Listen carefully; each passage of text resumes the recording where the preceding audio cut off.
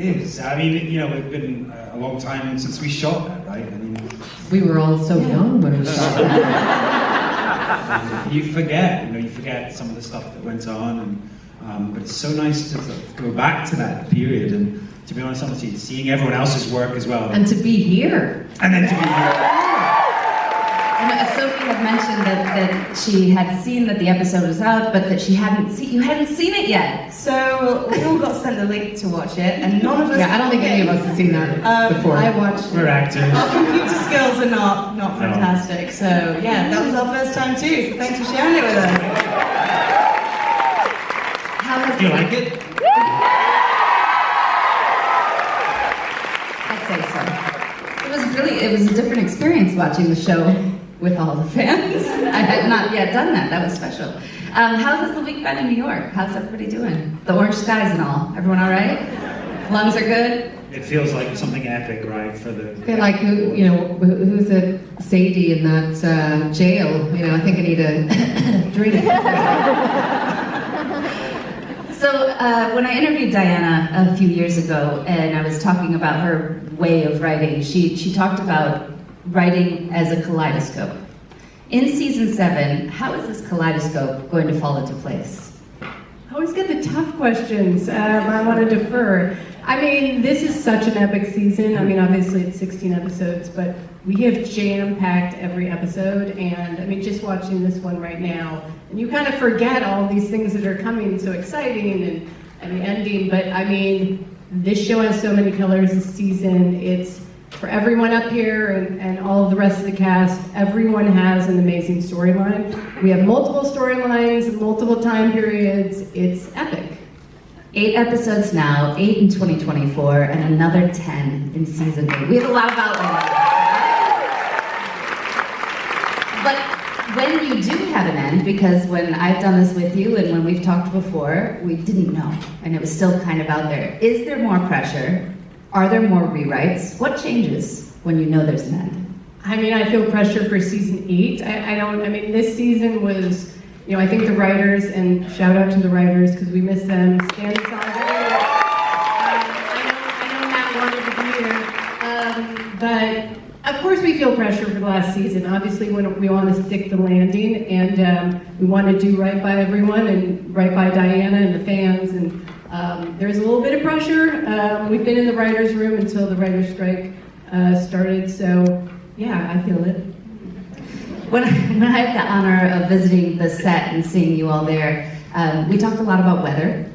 This season, as you were shooting, maybe it's kind of juggling your mind here, were there any memorable moments that Scotland gave you? It looked very sunny where you were. You're on the beach. Very wisely have not given me a microphone. You can still project. There's an extra. I actually thought that was deliberately. Probably I was going to spare you all my. Last night, that's what happened. Yeah. Happy, sad, confused. Don't let Rich. Classically trained, do you know? Yeah, I was just gonna commit to the voice there. It was very sunny where we You were. were on the beach. I forgot we were on the beach a lot. We were on the beach a lot. Well, these guys are going through mist, fog, atmosphere. Yeah. You're like stunning it up on the beach. Although I did hear, and I don't know how true this is, but apparently special effects take away the condensation that comes out when it's so cold. And I was like, hang on a minute, we're suffering and it's freezing. At least show it. But no, I mean, we had really cold temperatures over Christmas. It was absolutely freezing. And Brianna, for one, always seems to be dressed for spring. So that was interesting. But the main thing that we had to fight with was the tide, actually, wasn't it? Speaking of the beach. We always seemed to be shooting at sunset when the tide was coming in, and we had to keep running to rescue the children from the tide and running back. It's swept away. Yeah. Safety third. Good story. Don't let a story be stopped by safety. Okay, so the animals are pretty important to the fans. I know there's a lot of movement, not just in time periods, but in Wilmington. It's not like you're bringing the animals with you. Will we fall in love with new animals in new places this season? I know. Do you know something we don't? No, I'm asking just widely. I think a dog and a cat are enough. Our kids sometimes behave like animals, don't they? Yeah. You have to have a little thing for goats. No, Richard. Which we can't go into. The goats. Do you want to just do your goat noise? No, now? absolutely not. No. This is a I'm much more sound of mind than I It is a was. non-spoiler evening. I mean, we do have similar voices on the show, and they go through season to season. And so we have classics, Pinocchio. You see the White House. We have Sleepy, and what happens is we dye them in different colours. No. So they get like, they change the colours on the mane, and you don't notice it's too much information. It's the same voice. See, I thought the animals might take us somewhere. I want to hear the goat later, though. So for Sophie, William and Brianna William's around. What storyline will we see intertwined there between the two of you? Wait, who's William? He's my brother, don't freak out. Oh, okay. It's been wonderful actually. There's a lovely, I don't know how much I can say really without getting in trouble. That was very sneaky. But yeah, obviously Brianna knows that she has a half brother. And growing up, I feel like Brie had quite a dysfunctional family, to say the least. I mean, her mum was working so much, they had an estranged relationship. I did the best I could. We did the best we could, right? Send her back to the future. Yeah. What else are we supposed to do? Any more dads lying around that I need to know about? Whoa. No, but I feel like she never really had a big family, and I think one thing that we're just giving her is for her children to have grandparents and just building this whole community. And so even just knowing that William is there is a dream come true for Brie, and then should she meet him, it would be great. You said in one of the teasers, Sophie, also, it's like a brand new Outlander. How so? It is. I mean, I just think we've got so many new faces who are in there, and so many old faces coming back. It just feels epic. It feels like Caitríona had said in an interview, it feels kind of like the biggest one since season 1. Both obviously in size, given the 16 episodes, but just in the magnitude of it. We've got epic battle scenes, there's heartbreak, there's loss, there's new people, there's reunions, and so it just feels like Maril said, like every episode is so full. It's like its own movie in each ep, and it's epic. With all the new faces coming in, is there at this point, years and years later, sort of an Outlander onboarding that happens? Do you have something? Yes. I don't want to say hazing because that's not. You wouldn't do that. I'm just saying onboarding. Initiation last night. Didn't he have, what was his initiation? The hair? Oh, your hair. That was it. If your hair falls out or gets dyed or permed, you're in. My hair hasn't fallen out. Season 8, bro. You get older too. That happens in time. Richard, the trailer shows the astute viewers have found a tunnel scene in the trailer. They say they see. Ooh. I'm just following y'all. I watched some things that they make.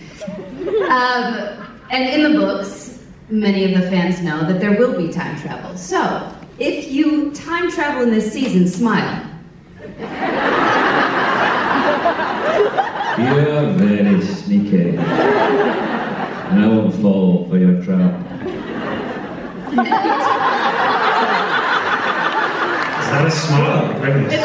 I thought that was a pretty... That's an interpretation, Was right? that time- Maril told me, what was it you said? In the van, I was like, but Yeah. I mean, you've also attacked our weakest link over here. Straight away. One that is most likely to cave. That's why you didn't get a mic. The fuck? You are the most likely to let spoilers slip. That's absolutely only recently true. Up until very recently, Sophie could not. Hey, don't drag me down with you. I don't have to do it. Just that's. To be fair, actually, it was a season 6 premiere and we both gave a spoiler at the same Yeah, time. we were very good at it. Yeah. What was it? What was the spoiler? Let's try. Richard? Yeah, I'm not. Tunnel. In the trailer, though, you do have a line that says, "It's just been an honor to be your family," or something like this. So that feels like a goodbye. Yeah, Yeah, I mean, like, Right? Who makes these trailers? Give them grief. Right, Richard? Oh, it's Matt's fault now. Right? I mean, I just looked that way. But You're the weak link. You know what? It's all up to interpretation. Right. Caitríona, you've been asked a lot about directing. Congratulations.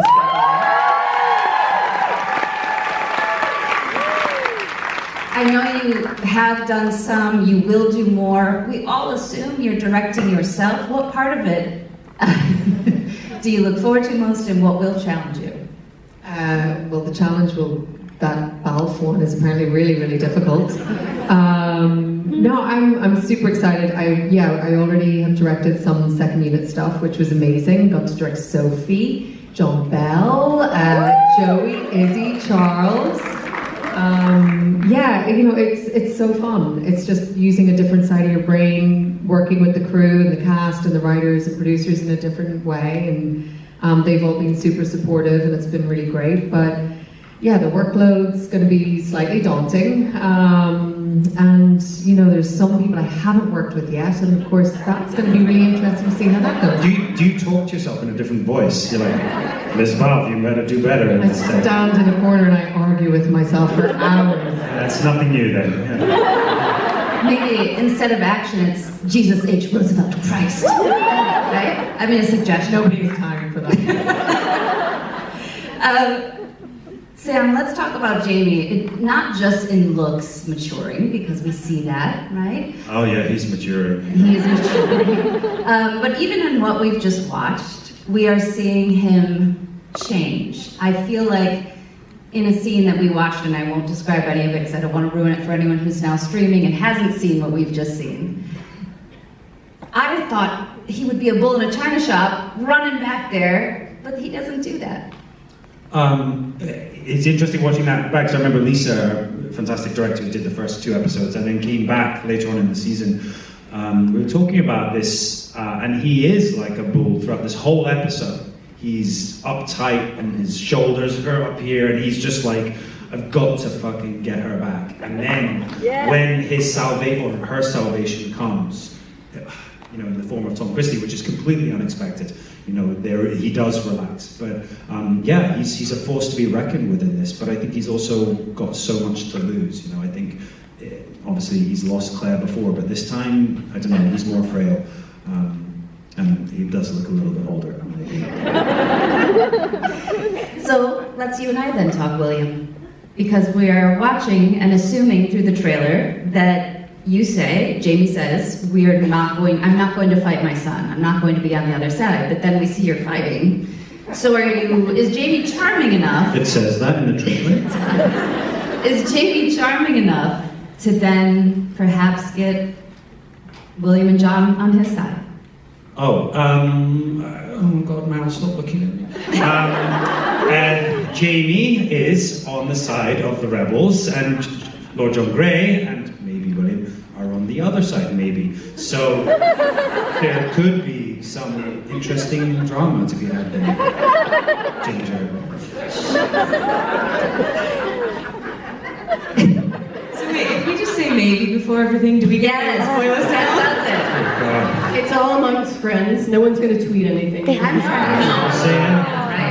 It's a very closed room. It's a fantastic storyline. It's another love story, the unrequited love of Jamie and William, and Jamie's always wanted to be part of his life, and I think we have incredible actors coming into the show, and getting to work with everyone is good. So yes, that storyline could maybe be really interesting.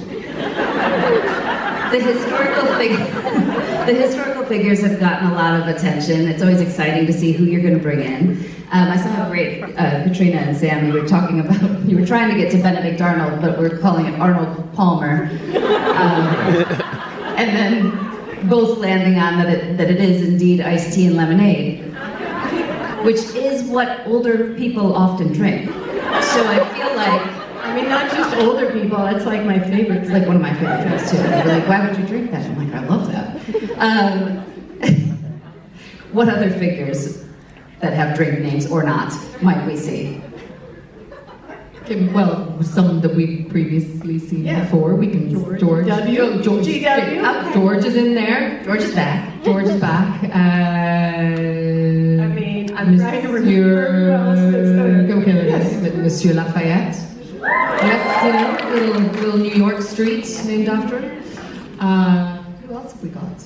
Oh my God, I'm blanking. I'm not sure. You'll have to watch. I just don't remember who else we see, but It is cool. You know, I think that's one thing that, you know, from the books and from Diana, just weaving this story around these real historical events, and when you get to bring in those real historical figures, it's such a cool, fun thing that we do. and also it's a little bit of a history lesson. I mean, both for someone who's American, but also perhaps for the rest. Yeah, learning the difference between Arnold Palmer and Benedict Arnold. It's great. It's got lemonade and it's It's so tasty. Iced tea and lemonade. Yeah. the Arnold Palmer. There's no alcohol, Sam, that's why you're confused. Oh, I see. Us. There's Lucy and Ricky, there's Ross and Rachel, Tom Hanks and Meg Ryan, but your fans are sure that it's just Jamie and Claire. No offense, Korean Roger. Yeah, we can go. Because it's like way past drink time. Right? We're almost there. But truly, as time goes on, like any marriage that goes on and you have to reinvent it, what do you do both between each other and as people and between the characters to make that relationship fresh but realistic? And you can't say maybe. Not quite sure what the question is. When it comes to chemistry, How do we keep how do you fresh? keep your chemistry fresh How do you but keep realistic? friendship? No, just, I mean, look at us. Do you think there's a thought that lasts more than 10 seconds? We're like goldfish. It's like, oh, hey, how are you? Yeah. Nice to meet you. We get given some words, and they're great words, and then we say them. No, I mean, look, we've been in this together for a long time now, and it's been an incredible journey to work together and to grow as actors, and also have our own lives outside of it. And it really is, you know, we have this shorthand where we work together, and likewise with everyone else now. It is this big family, and I guess we've also got all these memories now that we're not having to create ourselves. We've lived these lives with these actors. So as each season goes past, I think also this relationship also grows. Maybe. I was watching an interview with Jeff Daniels and Jim Carrey on a late night show. It was probably old because it was from Dumb and Dumber. And Jeff Daniels was showing how he gets into the character of Harry, how he kind of goes, and then all of a sudden he's Harry. Do any of you have that going into your character? Do you have like a ritual? Why me? No. No, you just are Roger. No. You don't have to get into. I have many secret rituals and incantations, which I say in the morning. I get up 3 hours before I'm picked up, just to kind of slip into Roger. Such a complex and rich character. There's a lot to get a handle on. I do remember I remember way back to Tobias Menzies. I feel, yes, I feel like he did this like thing backstage. Do you remember that? No, he's sort of like a boar, wild animal. What was this at the end of season 1? Yeah, maybe after. Well, Richard does his goat, right? Oh yeah. So you do your goat, don't you? No, we're not going to. John Bell, do you have anything? GB? What do you do, A half GB? life? Where is he? It's right there, I can see him. Right there, John Bell, right there.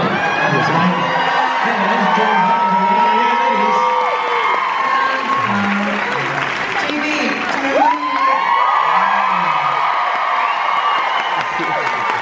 How do you get into character? do you remember when you did your hair flick in the trailer and it came off? You get into character with music in the makeup trailer. Thank you. Yeah. Justin Bieber Peaches. Yeah, who knew that Justin Bieber was, you know, was helpful for getting into a Mohawk character?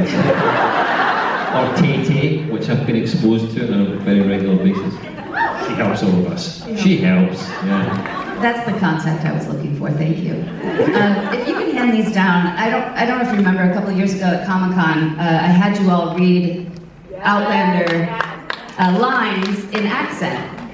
I asked you to do New York, but because people are coming in here from all over our nation and beyond, I was hoping that you could potentially pick an accent if you don't like that accent.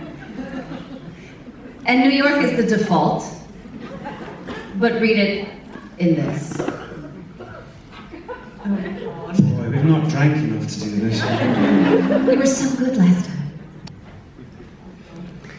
All right, who's that? Go on then, Richard. No, but do you have to be from New York? I mean, you could switch them. You could choose another geography if you'd like, another Roger, dialect. New York. People live and die by their words. They shape our thoughts and deeds. Often they define us. Like bullets once fired, we can't take them back. Yeah. Oh, Bobby De Niro. Yeah. Sophie, if you're all right, I chose. Brianna's Southern, so you gave up Jamie for me, now I have to give him up for you. That's a very Southern. This is Jamie as a surfer from California. Oh, yeah. But he's speaking Scottish. Tough. I have no idea how to do this. Skip the first I I. love that my agents are all in the front rows. They're going to drop me after this. Oh, I believe Sassenach would have been a good deal easier if you'd only been a motherfucking witch.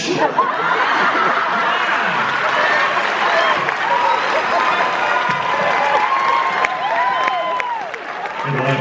That was amazing. Oh God. Wait, on your feet, soldier. Take me back to Lallybrook. I'm from the Midwest. Ginger, Maril's not getting out of this. I am what we call behind the camera. I don't know. Caitríona, Yeah. very nice, thank you. All right, let's do some fan questions. There are so many great ones. You all truly love this show, and you have some of the best. I should have just done all of yours, but let's start with Peekaboo Jen.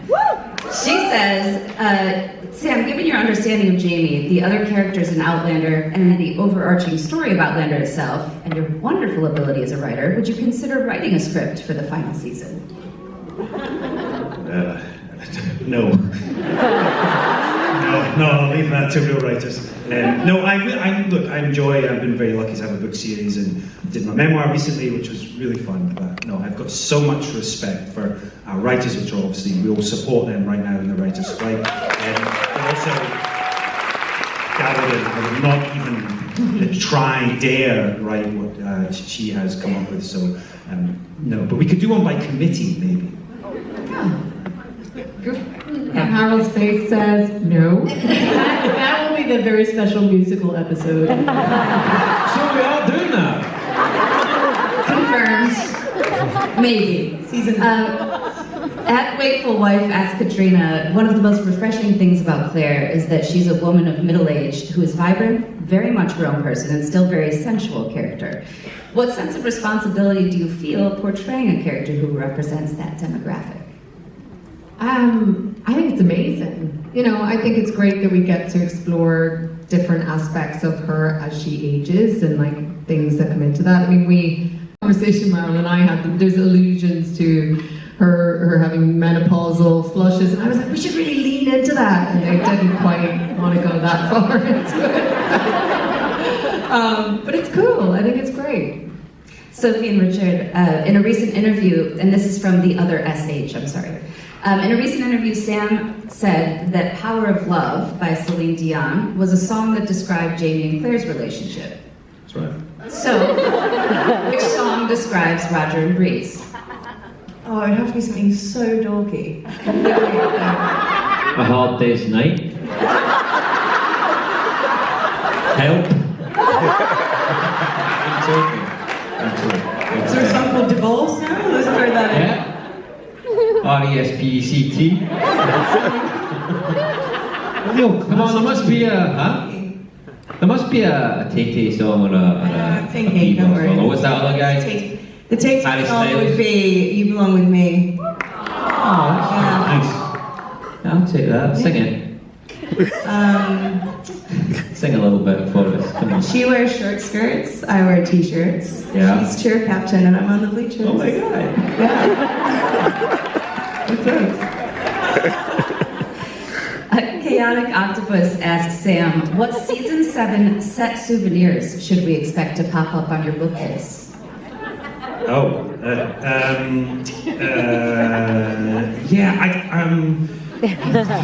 don't know. Look, I really do want to keep some of Jamie's clothes and I want to keep his boots. I've said it before. So we do have one more season to go. So I can't steal too much just yet. But mark me. I am on the last day of shooting. I'm going to walk off set and I'm going to just keep walking. I'm not going to get undressed. I'm going to wear 14 sets of clothes. All of Jamie's clothes are going to be in my wardrobe. You should. Well, apparently Richard wants your jacket, so you might you're not have to having have a little one. Oh, come on. Give me a jacket. You've got enough. Really cool clothes. Swap For you. what? What am I going to give you? Your beard. Roman Karen asks, if anyone has a scene that you would like to shoot just one more time, what would you change about that performance and why is it that one? Giving birth and I wouldn't have these two next to me. You cannot ask for better support. Yeah. For anyone who doesn't know the story, Brianna obviously gives birth this season, and I've done a lot of research on the noises that are stereotypically made when women give birth. And it's actually quite an animalistic sound, so after my many YouTube videos, these two are next to me whilst I'm giving birth, and then come take like 20 or whatever we were up to, and they then just proceeded to give me different animals to do each take. So the next one, like, this time be a frog. I gave you an American accent to tell my story, but yeah, so... You're very good at the frog. So we hear Brianna making strange noises while she's giving birth, that's why. Do you know what that is? That's teamwork. Yeah. That's If you inspo. can identify the animal, then you win the jacket. Well, give us a few Looking then. forward to the birthing scene. Thank you. LMB, who had great questions, asked, in terms of mannerisms or personality traits, what is one thing that you've given to your character and one that you've adapted from your character into your own life?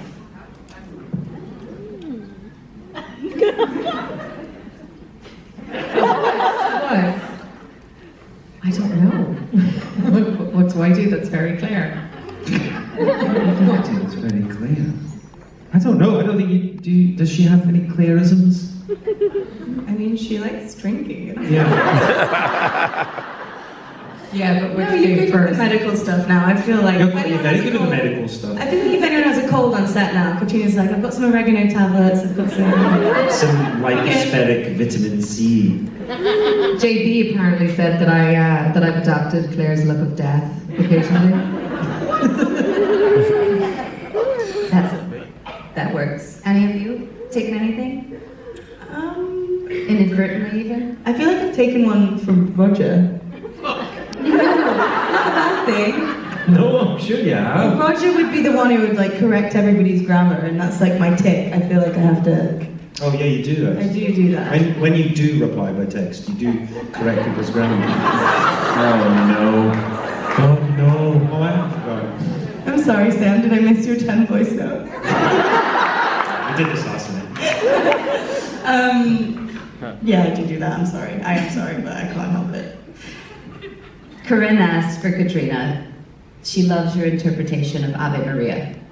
Your singing voice is fantastic. Do you have any plans in that direction? Are you going to now record an album? No. Very simply no. But how cool. Sinead O'Connor, first of all. Like, and I now maybe, and there's some petitioning that at least I'll be somewhere on this little soundtrack so I can say I've been on a soundtrack with Sinead O'Connor and then my life is just complete. Let's see. Rich Notions asked, when you read season 7 scripts or when you read them at first, what was your first reaction? And did you go back and skim the books for some context? I mean, this season especially, when I read, there's a specific scene in, I think, episode 2 that just really gave me goosebumps. And it's really amazing, actually, once you get to season 7 of a show to still be surprised and shocked in a pleasant way by the writing, especially when it is based on books. But there's a particular scene and it just gave me goosebumps and I started welling up. And every time I read it, I well up, which just speaks volumes for the writing in the show. Actually, I would say like episode 2, so much happened just now in this episode. Episode 2, I think, is really, there's so many amazing scenes and it really is, I guess, the catalyst for some things that happen there that really, I guess, moves the story along and changes everything for the Frasers. But yeah, every episode is just so full, isn't it? I watched 10 minutes of the second episode and I had to stop because it was too much. So I was going to mess this up. You were going to say, Caitríona? No, I just, as the guys are saying, there's so many, I mean, as the season goes on, there's a couple of episodes where just like the shock of what is happening and having to go back and reading it in the book and being like, okay, wait, how do we do this? You know, I think there's lots of things in the season that are like that. TV series asks, what 18th century practice or thing do you wish that we still had today?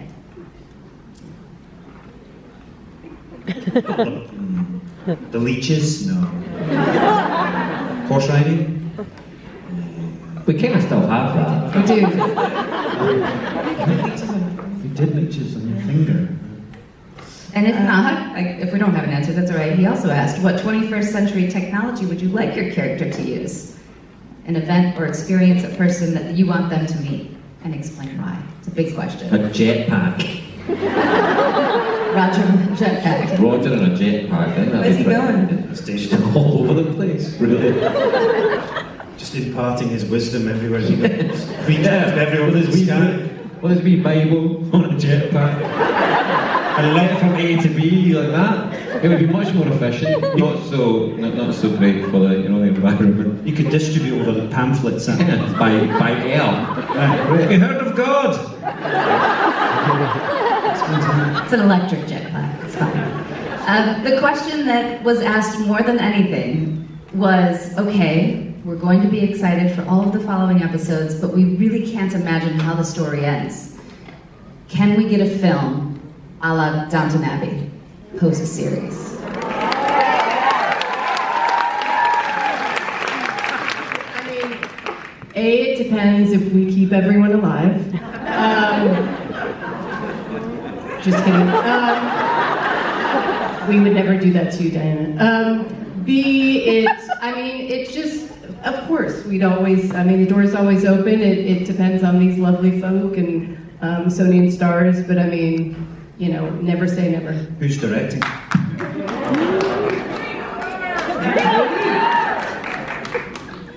As we wrap up, anything else you'd like to say? This is the kickoff of the second to last season. Your fans are all here in this room.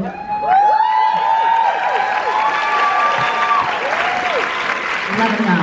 I think for any show to even get to 7 seasons is incredible. To have kept the loyal fans, we are so appreciative. And not only that, but for the fandom to even be growing is amazing. So thanks for you guys. We wouldn't be here without you. You enjoy it. So special to share with you tonight. Honestly, we hadn't seen this episode. It's hard to watch sometimes, but even watching it, I was just like, oh my God, the sets are really cool. Look at the costumes, like all the other people that work on the show that don't get, acknowledged or a round of applause. I mean, I want to say a huge thank you to them. And also to our new cast. They are fantastic. Wait till you see what they do this season. They're incredible. Thank you all for your time. Thank you all for being here. I think you in this room know, but we have to say, 1 week from today, Season 7 of Outlander premieres on